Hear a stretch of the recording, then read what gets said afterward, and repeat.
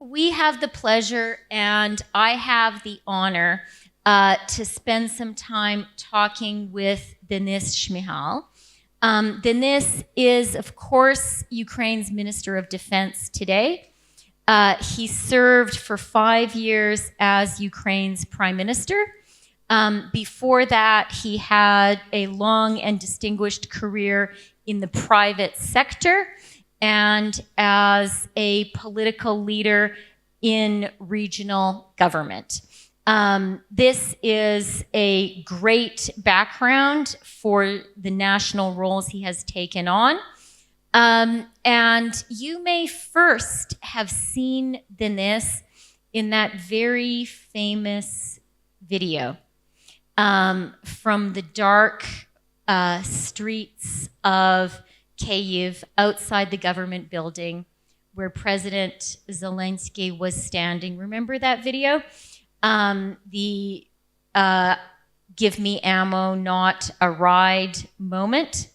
And President Zelensky was there and he said, "Ya tut, I'm here." And he said, "The president is here." Denis was beside him. He said, "Premier-Minister tut. I am here." So, so powerful. And, you know, one thing that I have observed as someone who has been a friend of Ukraine since 1988, probably, maybe my whole life, but since 1988, is we Western friends of Ukraine have often had a tendency to think we are smarter than our Ukrainian friends, and that we know a little bit more about what's happening in the world and even in Ukraine. I think that one of the things this war has shown us is the Ukrainians actually often know a lot more about what is happening in Ukraine than we do. Of course they do. And that Yatut moment was really a critical moment there, because we will all remember, I see many friends, many Western leaders, we all remember how we were being advised by the very smartest people in our countries that Kyiv would fall very, very quickly. And I would be on the phone with Denis, I would hear from our own experts, these guys have to get out of there. This is going to be over. It's going to be over. It's either like maybe they can hang in there for 3 weeks. And I remember so clearly, I was in Ottawa in the Chateau Laurier. It's the hotel I stay in when I'm in Ottawa. And I remember saying to Denis, "Are you guys okay? Like, are you going to last?" And he said, "Yeah, we're fine. Yatut, we're fine." So, дякую тобі дуже, Денисе. That's a very, very big thing that you've already done. And now he has the equally formidable challenge of ending the war, I would say maybe by making sure Ukraine can win the war. So, Denise, it's a privilege, I think, for all of us to hear from you. And I would love to hear from you where you think Ukraine stands today and what mission the president has given you and what mission you give yourself now in this critical job as Minister of Defense. Thank you so much, dear Chrystia, Excellencies, dear friends. It's a great honor and pleasure for me to be here. Dear Victor, Mr. Pinchuk, thank you so much for, I don't know which time, but organization of this absolutely brilliant event for Ukraine, for all of our friends to share our thoughts, to share our views. And today's topic of our meeting, how to end the war, is very important. It's on time. And I would divide this, how to stop this war, how to end this war, and how then to live in the new world. Because world is changed, no doubt. And all the events of the last days demonstrates us that the world is changed. Poland feel it so much last days. Europe feel it so much, and we understand that we need to take this new reality. We need to adopt to this new reality. but we need to answer for ourselves how to stop this war. And I would like to be very direct and very frank with you, because yesterday my president gave very clear, crystal clear messages, and he was very open and he was very direct and very frank. So we need to have support of our partners. Ukraine now can produce enough military equipment for our defense, to protect ourselves, to protect Europe. We invent new technologies, we implement new technologies, and we may protect not just Ukraine, we may protect Europe. So now we ask very, I would say, simple things. It's very clear for all of us. We need to have enough drones. We need to have enough finances to produce these drones. We ask for some of artillery ammunition, but we don't ask something extraordinary, because now we adopted to this war not 3 days but 3.5 years gun. Ukraine deter Russians, deter their army. We liberate 50% of occupied in first days territory, and we may continue and we may stop this war.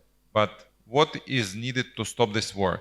Strong Ukrainian army, enough ammunition and weaponry, and strong sanctions, strong secondary sanctions. This is what we ask, and it's absolutely simple. It's clear for all. Let's just implement this, because it will create pressure. We need to create conditions when Putin will not choose continue this war, win this war, or just to be in the like a long conflict here in Ukraine. We need to create conditions when Putin will force to negotiate. He will need negotiate. So 2 factors: strong Ukrainian army, more weaponry, deep strike attacks on Russian territory on stable basis, and strong sanctions. So, and it will lead us to the first stage of the end of the war, to stop this war. End of this war means that Ukrainian army is so strong that Putin can't continue his aggression, can't repeat his aggression in future.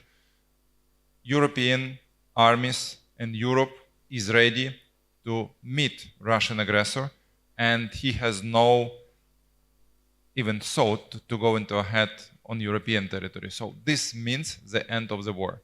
It means the victory, because then Russia as aggressor couldn't move on our territories. And the third stage, it's diplomatic way, how to bring back all the Ukrainian territories, how to close our border from aggressor. This is actually our victory. And in future, aggressor can't move on Ukrainian territory. This is the finish and end of this war. So very simple, very crystal clear political messages and steps and stages how to end this war. Stop this war, create conditions when aggression couldn't repeat, to bring back our territories and close our borders, to be strong enough, don't let Putin or someone in Russia to repeat this aggression. So I think that we need to move forward. We need to work with partners just to implement these absolutely clear approaches. Don't let this aggression repeat, and end this war and finish this war. Thank you so much. I will stop here, and maybe we will go to the Q&A session, and we'll develop our conversation in more alive way. Okay, I think that's a very good idea. Дякую дуже, Денисе. Yeah. Thank you. Thank you, Chrystia. And thank you for everything you've done and for what you continue to do. I think now I would like to hear from Roxolyana Pidlasa. Привіт, Roxolyano. Roxolyana is a fellow politician and head of the budget committee. Прошу, Roxolyana. I wouldn't describe myself as a politician. I just deal with numbers. So if we look at the question of today's panel, what we need to end the war, I would say that we will, until any diplomatic solution is reached, we will need to keep fighting. And to keep fighting, we need money. And defense has an enormous financial cost for Ukrainian government and for our country. And it keeps rising. Exactly 1 year ago, I was standing in this room and I told you that 1 day of war costs Ukraine budget 140 million US dollars. Now it costs 172 million every day. This figure includes soldiers' salaries, ammunition, weaponry, but also something that you might not expect when thinking about the cost of war. Ukraine continues to financially support the injured soldiers, those missing in action, and the families of the fallen. Ukraine spends 31% of its GDP for defense. That's the world's highest share.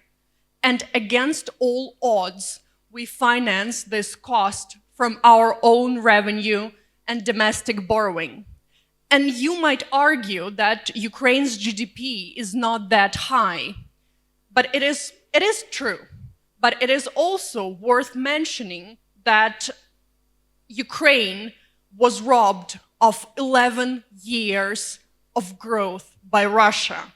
First, we managed to recover to our pre-war 2013 GDP level in 2021, and then again in 2024 after the devastation of the full-scale invasion. And I'm telling you this all to convey a simple message. Ukraine is strong and resilient, but it needs help. Last year, Russia spent 150 billion US dollars on the war with Ukraine.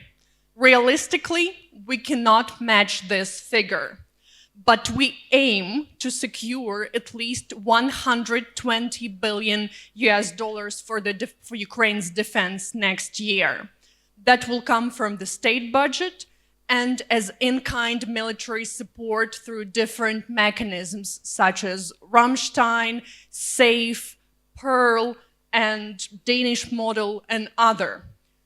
But frankly, 100 billion is an ambitious figure, both in terms of budget expenditures and in-kind military support. And I think it is time that we explore legal and practical options for using direct budget support from partner countries to cover our defense spending. So far, the UK has been the only country that allows its contributions to Ukraine budget to be used for procuring the weapons. But the EU and other partners, maybe Canada as well, should follow the lead. And I believe it would be much easier to do so with Russian money rather than EU taxpayers' money. That's why the idea of the reparations loan announced by the President of the European Commission or any other mechanism that helps Ukraine cover defense needs is more than welcome. Everyone keeps saying that Russia is the one that must pay. So maybe it's time we actually make it happen, because further delay only prolongs the war and increases the cost. Thank you. Okay, дуже дякую. Now, Denis is in the challenging position of, as Minister of Defense, having been the Prime Minister. So having been the guy, one of whose jobs was to get people not to spend so much money, now he needs to spend a lot of money. As a minister myself, I understand the challenging cabinet relations there. Roxolana has put to you a lot of different issues. Maybe you could comment on the reparations loan specifically. It's something we've worked on quite a bit. And just on the challenge you face in financing Ukraine's military effort. Thank you, Chrystia. Thank you, Roxolana. And I should say that if the war will continue, we will need, as a minimum, 120 billions of dollars for the next year. If the war will stop, we will need not so much less amount just to fulfill our storages, just to keep our army in the good form in case of secondary aggression from Russian side. So in any way, we are speaking about money, about economy of war. Economy of war demonstrates that if we spend less money than Russia, then we begin pay by our territories and the most important by our lives. So we need to fundraise all needed sources, all needed money. We understand that after 3.5 years, many taxpayers are exhausted, are tired by spending such a huge amounts of money. So because of this, I support fully idea of which Roxolana sounds, it's confiscation of Russian assets. Maybe not direct confiscation, we understand legal complexity of this procedure, but we understand that we may find solution how to use these frozen Russian assets until the moment while Russia will not compensate all the expenses which Ukraine and all the countries spends during this wartime. So we need to have a sustainable source of finances for financing Ukraine defense and Ukraine recovery. So this is number one issue for all of us, to find political and then legal solution for usage of frozen Russian assets. It will be a very good source for financing all of our needs for weaponry, for technologies, for innovations, and for recovery in the end of the war, in the end of the day. What we need right now, we need three things. We need to hold front line. We need to keep lives of our people on the front line, guys and girls, which are now defending Ukraine and European borders. We need to give them more FPV drones. We need to give them more robotic systems, more artillery shells, long-range shells. This is number one task and number one priority. And we are looking for additional finances directly in this year and for the next year. The second priority is to protect our sky, not only by Patriots. It's crucially important because of the ballistic missiles, but we also need to produce interceptor drones, which we invade, and we may multiply this production, but again, we need finances and we are looking for this. And these interceptors will close our sky, will save many lives of our civilians, of our population, our children, will save our economy and our energy system during the winter time. So this is important in sense of saving our economy and our lives. And third priority is deep strike. We need to produce and multiply deep strike drones, deep strike missiles of Ukrainian production. If West partners will give us more deep strike systems, equipment, we will be absolutely happy, we will be glad, but we may produce ourselves our own deep strike weaponry, and again, we need finances. Why? Because this creates the biggest pressure on the Russian economy, on the Russian society, directly on the Putin. We may destroy their refineries, we may destroy their military production infrastructure. We need to produce more. We need to continue carpet operation when all the airplanes in Moscow region are not flying day by day, and this is very inconvenient for Moscow elites, and they directly communicate to Putin, let's stop this war because we can't fly. So we need to continue this kind of operations because it creates this pressure on the level with very effective sanctions. So these three things are very important. And as a Minister of Defense, I communicate this during our Ramstein meeting. I communicate about this with my colleagues. Three things in this year, and continuing of the Ukrainian production, our joint production in Ukraine, with Ukraine, in your countries. We are ready to share our experience. So now, after this attack on Poland, Polish Minister of Defense, we have some calls, some SMS during this first day after attack on Poland, and we are ready to share our experience how to destroy drones, because at the same night when Poland were attacked by 20 drones, Ukraine were attacked by 415 drones, and we destroyed 393 of them, plus there was 42 cruise missiles and 5 ballistic missiles, and we also destroy mostly all of these targets. So we are ready to share how to implement such a high effectivity of destroying of the air attack targets from Russian side. And we have agreed with Polish ministers that he and his team will be here next week, and we begin sharing of our experience. And this is first step. We are ready to share our experience with all of the partners, with all of our friends, because we understand that we need to be ready, all of us. It will be impossible in future to win the war not against Russia. Russia share their experience, their technologies with North Korea. 2 armies, 2 millions in each, 4 millions together, troops I mean. They have very effective ballistic missiles. They have Iranian drones and Iranian technologies.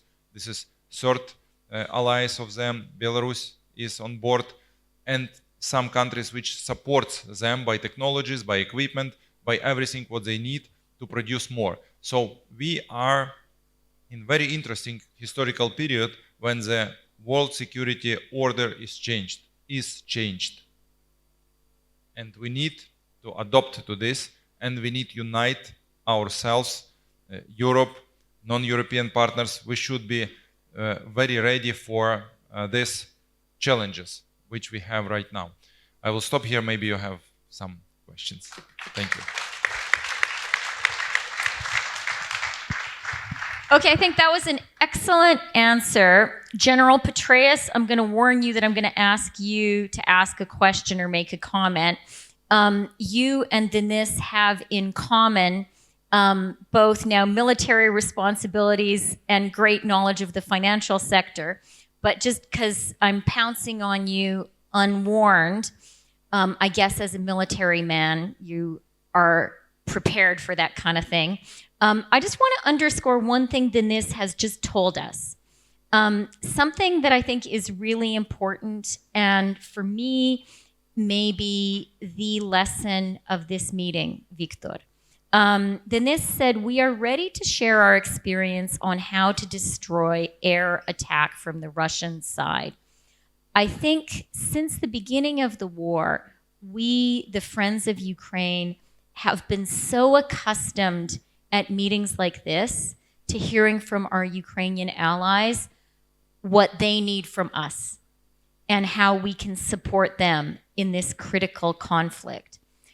What I have been hearing from Denis and many Ukrainians here is the things that they can give for us.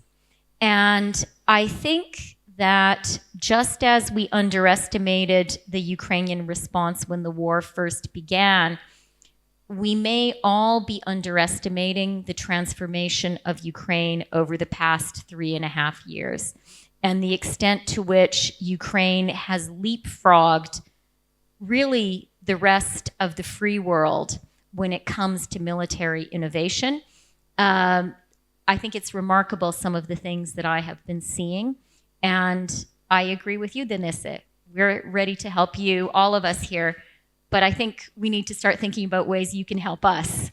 General Petraeus. Well, thanks very much, Minister. And it's great to see you again. By the way, your daughter's in good hands at KKR. She's making you proud. I did not underestimate the Ukrainian military at the outset. I was one of the few who said that I thought they could actually defend Kyiv, especially once the president, of course, courageously said, I don't need a ride, I want ammunition. I'm staying in Kyiv. My family's going to stay in Kyiv, and we're going to fight for Kyiv. I also have repeatedly said, and I said it last night, and I will say it again today in the stage next, that this is the future of war. You may recall, Chrystia, that I also had a book. It was titled, with Andrew Roberts, the great British historian, now Baron Roberts of Belgravia, that was titled Conflict, the Evolution of Warfare from 1945 to Ukraine. And in the Ukraine chapter, and then in the Future of Warfare chapter, we talked about how Ukraine is now pioneering the future of warfare.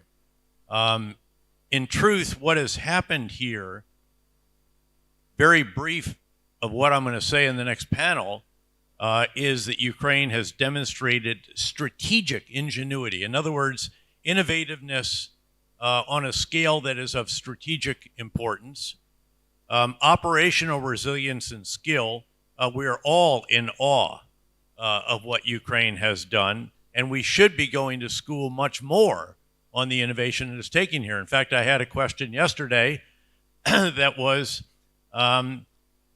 are you now European leaders going to seek help from Ukraine as opposed to us training the Ukrainians? That's ancient history. They should be training us on the future, and we are not learning quickly enough remotely at all. And I said this to the entire Defense Security Assistance team that was assembled at the U.S. Embassy the day that I arrived here. Also, the morale and esprit de corps that has been demonstrated. Again, extraordinary what's going on in that regard. This has a strategic impact because, again, the world is inspired by this. And what Ukraine is doing is showing that combined arms warfare now no longer consists necessarily of tanks, artillery, infantry, air defense, and so forth.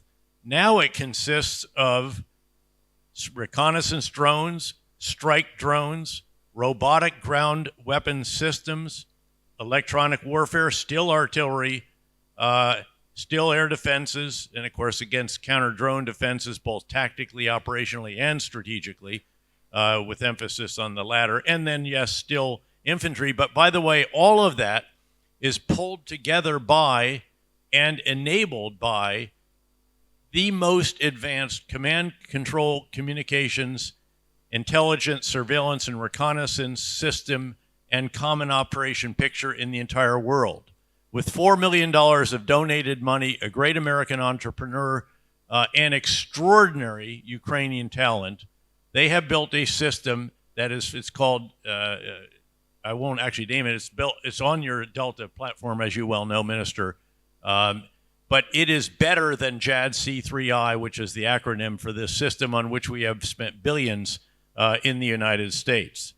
I would also want to very much support what the minister has said, that in view of what Ukraine has demonstrated and how it should inspire us to help them, a country that shares the principles, values, and freedoms for which we have fought repeatedly, it is time finally to do all that we can to enable your country and soldiers, because like the Minister in Defense, in my view, neither a ceasefire nor any other agreement is at all likely, while Vladimir Putin believes that Russia can still make gains on the ground, even at the cost of additional heavy casualties. Only when the battlefield shifts through the balance shifts through battlefield realities, enormous economic pressure, and huge credible commitments by Ukraine's friends and supporters, with much additional support, will Moscow see that an end to the war will now serve Russians' interests rather than undermine those interests. In short, we collectively need to do three things together: sharpen Ukraine's spear and enable it, starve Russia's war economy and punish its enablers, and lock in hard guarantees for Ukraine's future.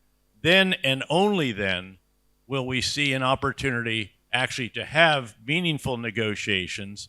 Then and only then will there be the prospect of ending this particular war.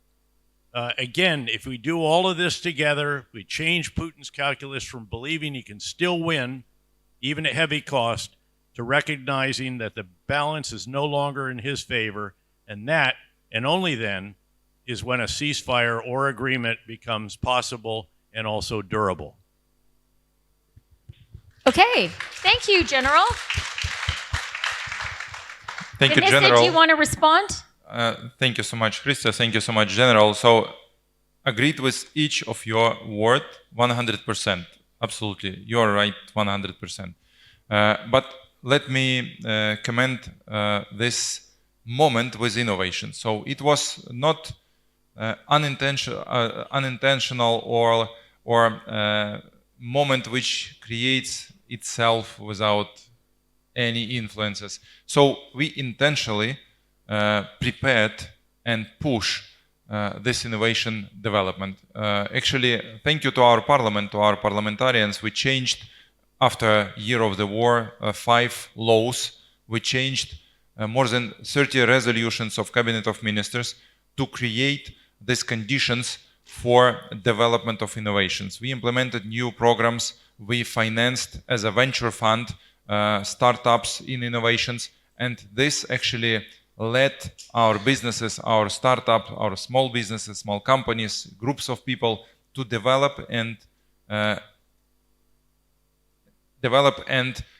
implement the innovations into our strategy, into our tactics, electronic warfare, drones, all what you named, everything now works on the battlefield.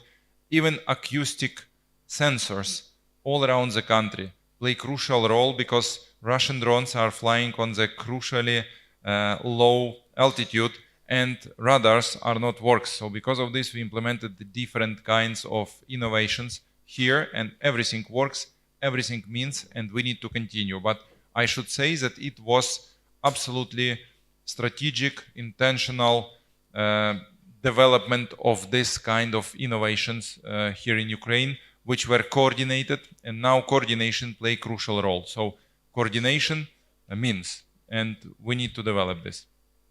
General would like to. Yeah. Okay. And I just want to underline what we've heard from Minister Shmyhal, that this innovation in Ukraine did not happen by accident.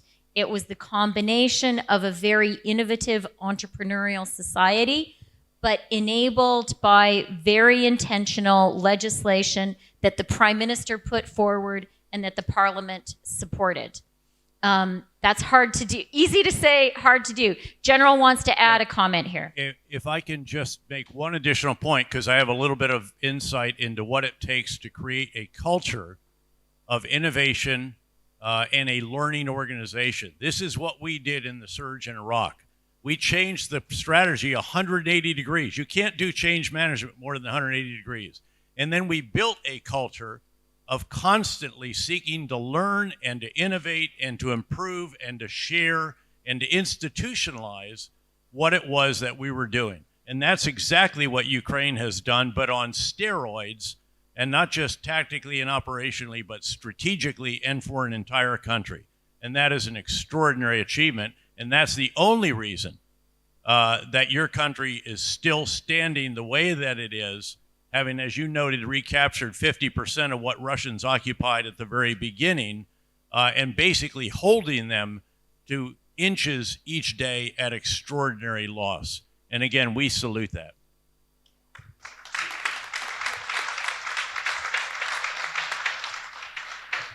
Okay, Victor is a stern organizer here, and he's been clear to me that we have to end on time. I think we have time for one more comment or one more question. Anybody? Please.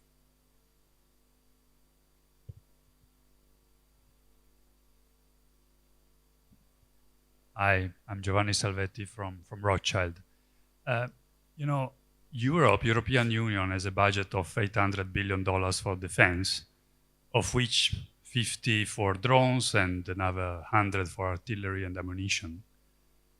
And that's in the next 5 years, so it's a big number. Have you thought about an industrial plan for Ukraine to participate to this budget?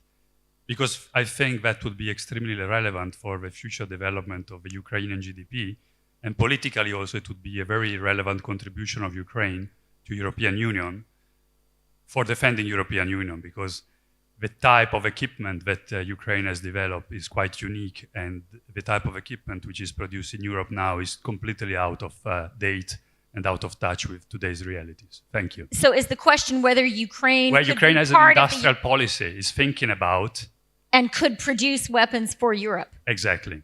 Okay, do you want to work for the Europeans, produce some drones for them? Absolutely. Thank you so much for this question. Actually, we are on our way. So you know that Ministry of Defense were joined together with Ministry of Strategic Industries of Ukraine. So now this is a big ministry which includes strategy for development of our defense production.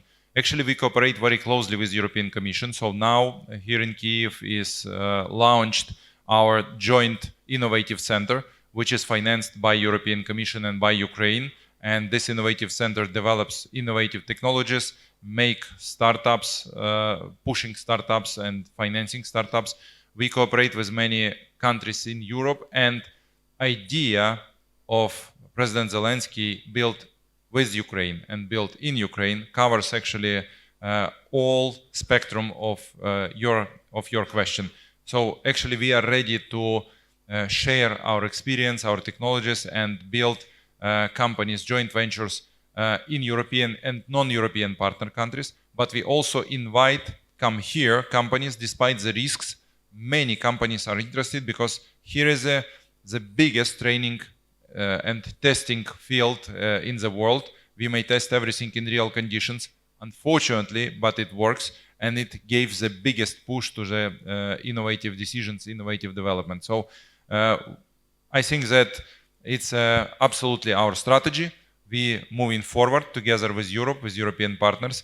But let me finalize that the end of this war will be when European continent will be strong enough, don't let Russia to go into ahead again. As I told, we need to create so-named kill zone, and now this kill zone is actually imagined on the front line naturally. Line of drones cover 10 to 15 to 30 kilometers where nothing alive can survive, and actually this is this kill zone, which we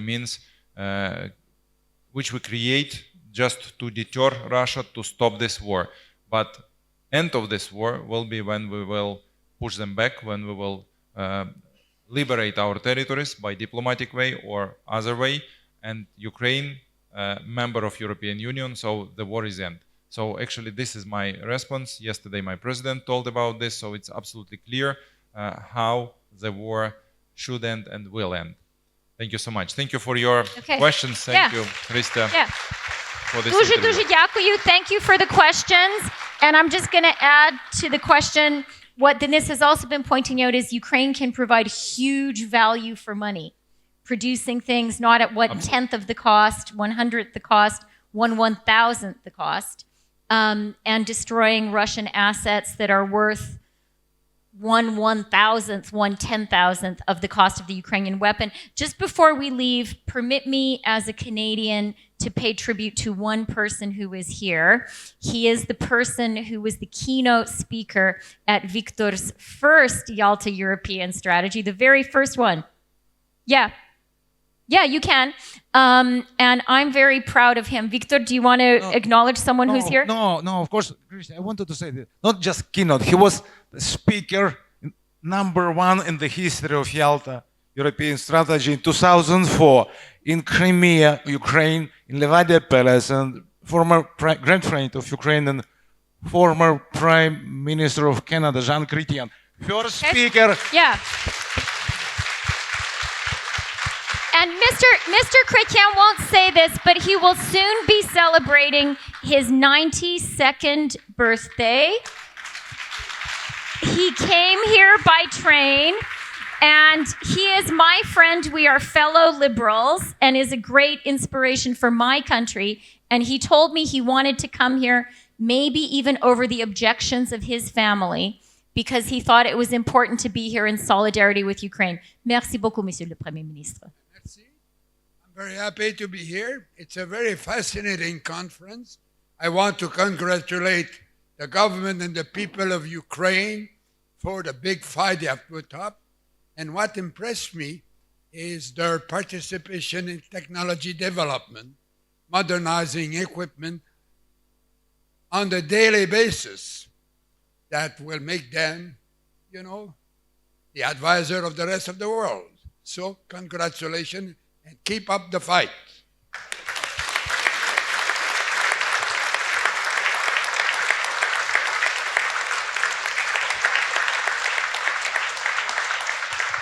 Okay, in Canada, Mr. Chrétien has a trademark slogan. His trademark slogan is Vive le Canada. And I'm just going to say, so Vive le Canada, Vive l'Ukraine, Slava Ukraini. Thank you very much.